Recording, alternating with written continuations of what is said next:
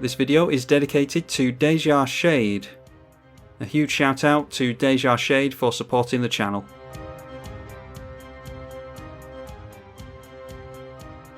Jirina Kudro versus Taigam Ojutai Master, with us being on the draw, and we've got fast mana and all of our colours, so yeah, can't complain about that one. We've also got removal for our opponent's fast mana if they have any.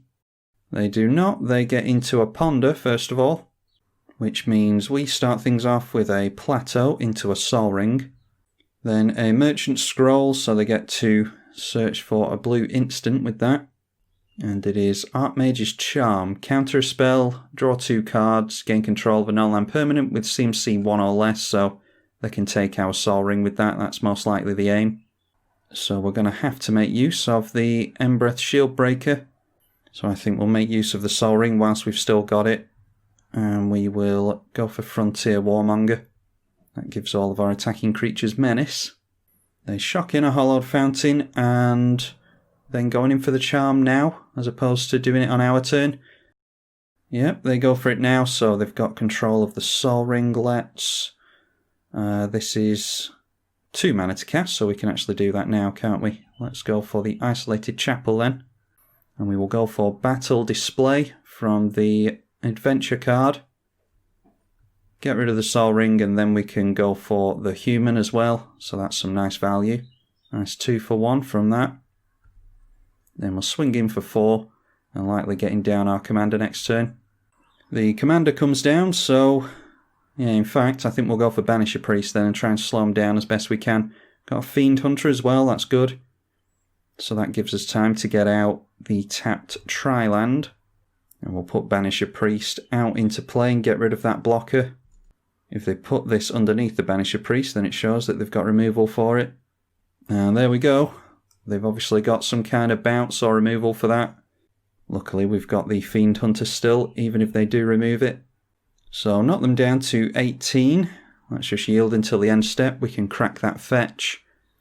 And they make another land. A Dig Through Time they've gone for, so maybe they didn't have an answer after all. They have still left up some white mana. Well, we'll soon find out if they've got an answer for the Banisher Priest. Now they're getting to their own Soul Ring, so maybe not. That allows us to get down our Commander next turn, I think. So let's crack this and go for the Triome. Okay, and we can play the Dragon Hunter as well, so let's shock this into play.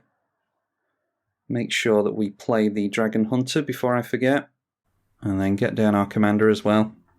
And here we go, in for a nice chunk of damage on our opponent. That takes them down to 3.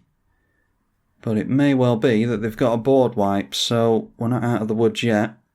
Cycling and Irrigated Farmland suggests that they might not have anything in hand. And apparently not. Decide to scoop it there. All we have to do next turn is swing in, obviously. We were drawing into Devout Harpist, which is destroy.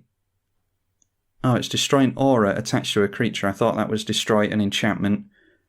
In fact, I think that used to be destroy an enchantment.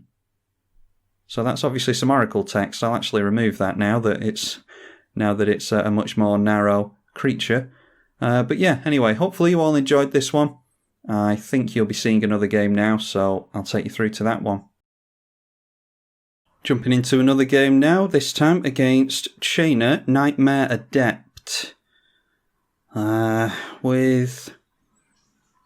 Yeah, pretty sketchy on that. I think I'm going to risk a mulligan here. Alright, that's better. What do we want to get rid of there, though? We're going to keep it, and I think we get rid of the Accorder Paladin, because I want to try and flip that Kythian as quickly as we can. So let's go for the Fervent Champion first of all. We're not going to be able to flip Kythian before turn 3, I don't think, so we might as well get a bit of damage in now. Just a tap land from our opponent, that's always a blessing, so Do we want... Well, we want a white source. Do we want double black or double red? Well, we'll have a look through the deck and see how many double red pips we've got. I think we're best with double black, to be honest, yeah. We'll go with the Scrubland. Then it's Blood-Soaked Champion and Kythian, Hero of Akros. And then it's fingers crossed that there's no creature next turn. Or at the very least, we hope that we get into a land, because then we can give it indestructible. And after that, we need a land again so that we can get into Queen Marquesa and hopefully keep ourselves in cards. Alright, but they do get themselves into a creature, so... and we don't get into a land. Okay, so we might as well just play the Dragon Hunter, and then we can offer up the trade for one of these things. I'm not going to swing in with Kythian. Alright, they take us up on the Golgari Thug, and then they have to put the Golgari Thug on top of their library. That's the problem with that. It's not the best of dredge cards. So they did mess up their own draw there, but maybe they just play it out again here. Okay, now they've got another dredge card in Stinkweed Imp. So really making it difficult for us here. We get into another human, so we're not going to have the best of luck getting into mana this game, I don't think. So let's just leave it there and try and encourage them to swing in. Chances are they get into a land into their commander. Playing the Golgari Thug again. There we go, finally get into the land that we need, so... no need to crack it either, is there? Let's just turn everything sideways, apart from the Champion of the Parish, I think. Alright, going for Dark Blast. Yeah, Indestructible doesn't help with that. So it looks like the plan is getting the Blood-Soaked Champion out of the bin then. They've got all the dredge cards, haven't they? Wow. Just relying on black for dredge isn't the best thing that you can do. Not that they have much choice in Rakdos, but well, if you can draw into all of the dredge cards, then there's no reason not to go for it. I think I might actually go for Mirran Crusader this turn then, because that is going to be able to pile on damage, especially if we can get down our commander next turn. The Golgari Thug goes back on top of the library. Yeah, so our opponent doing a good job of holding us off here. Let's go for a white source. Go for the Plateau. Then Mirran Crusader. And that's protection from black, so unless they run Burn, they shouldn't be able to take us off of the Mirran Crusader. But they may well have sacrifice effects and stuff like that in Chainer. Doomed Necromancer now. Black tap and sacrifice it. Return target creature from graveyard to battlefield. From your graveyard to the battlefield. Alright, we still don't get into the land that we needed. This is activate only if you attack this turn. Well, that's fine. We can attack with the Mirran Crusader. Obviously they can't block here because it's pro-black. And then we will get out the Blood-Soaked Champion and continue to keep our fingers crossed for another land. Entomb now allows them to put a card that they want into the bin. They've already got Dredge in there, so I'm not sure what they'd go for here. Probably something that they can reanimate with the Doomed Necromancer. It is a Massacre Worm. Yeah, that's one way to deal with Mirran Crusader. So we lose some more life there. Alright, finally getting into that land. So, do we want Outlaw's Merriment or Jirina? I think I'm finally going to go for Outlaw's Merriment here because I've always wanted to play with this one and the game's not going too well for us anyway, so we might as well see how it does this game. It just means taking a turn off with a 6-5 in play, unfortunately. The 6-5 comes crashing in towards us, 3 more hits from that and we are done for. I imagine that the Massacre Worm spells the end for us. But we're going to get some tokens into play at least, hopefully. Oversold Cemetery. At the beginning of your upkeep, if you have 4 or more cards in your graveyard, you can return a creature card from graveyard to hand. It's 4 or more cards, isn't it? Oh no, 4 or more creature cards.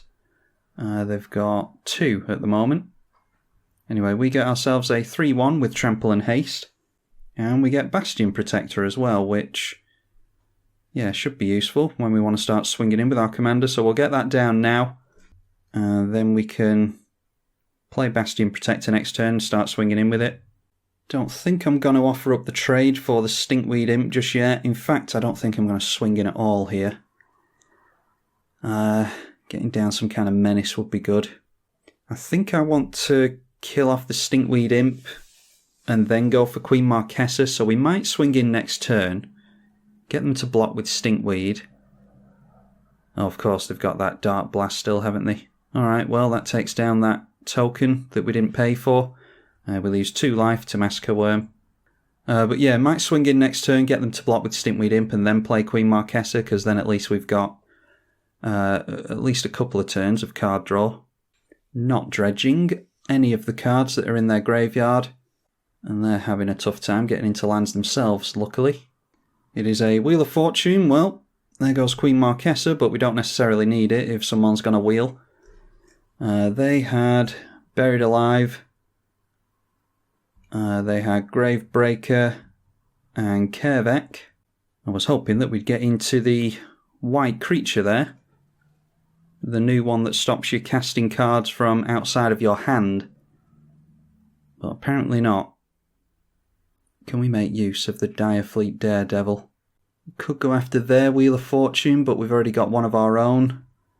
The Entomb isn't of much use to us. They hold back the Massacre Worm, because they can't recast it anyway.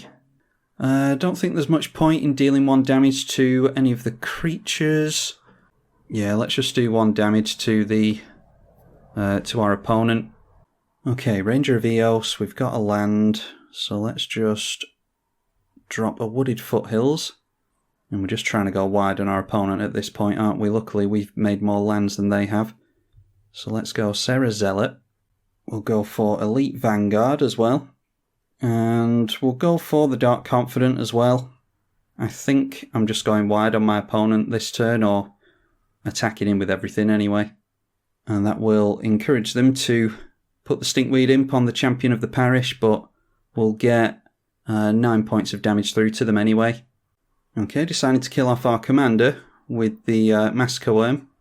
Getting rid of our Champion of the Parish as well, which has us lose 2 life. Then Oversoul Cemetery triggers for the first time, so they can take a creature that they want out of the bin. I dare say they're going in for a land into their commander here.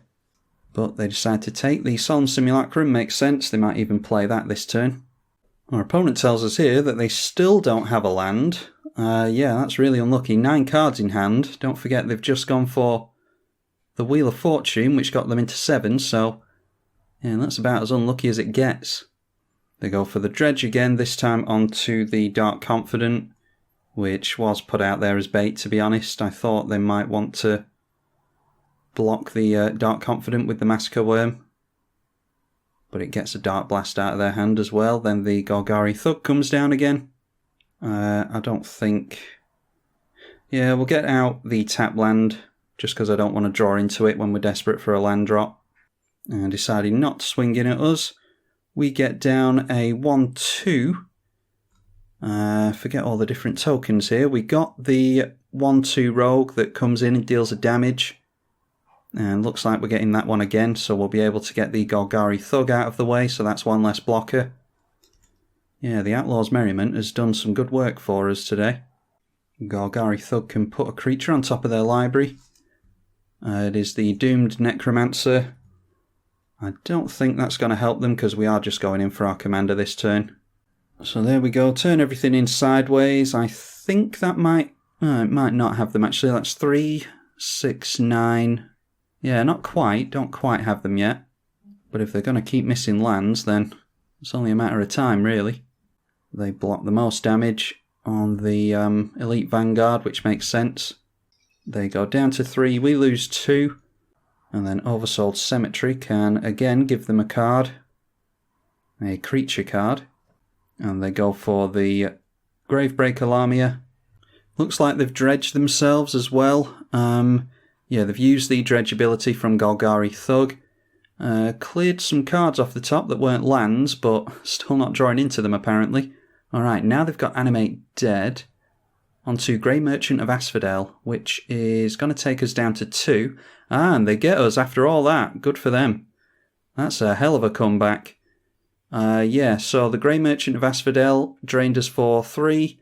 6 and 7, and then no matter what we do here, the Massacre Worm is either going to deal 6 to us, oh actually, death triggers don't occur yet, do they? Yeah, luckily for us, the M21 rules changes haven't occurred yet, so we can just block with our commander, and it doesn't trigger the World Spine Worm, not the World Spine Worm, what is it, the Massacre Worm. Yeah, so we still don't die, and hopefully we'll still be able to do something, although I still don't think we've got him next turn. It's another 1 damage. Let's go on to our opponent. We need all the damage that we can get through to them. Okay, Beloved Princess is useful. Yeah, I think they've still got us. We've got the Direfleet Daredevil for something. Maybe we go Direfleet Daredevil into Faithless Looting, but then... yeah, we just want to draw cards really, don't we? Maybe it's just a Wheel of Fortune we need. We can only deal 6 damage to them here, because we keep getting into these 1-2 rogues. And obviously our commander's gone down. We need 2 more mana to get that back out. So we'd probably... yeah, so we'd need like... I don't know... Mana Crypt and Soul Ring off the top. Yeah, we'll go for the Wheel of Fortune. We don't have time to gain life. Oh, actually, Beloved Princess. We could block with it, couldn't we? We could block the Massacre Worm with the Beloved Princess. Yeah, I think that's a clever idea. Let's go for that. And then we'd go down to 1 if we block that. Massacre Worm, that is.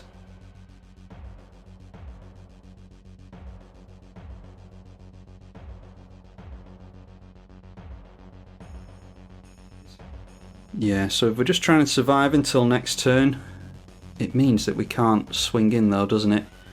Yeah, tricky spot.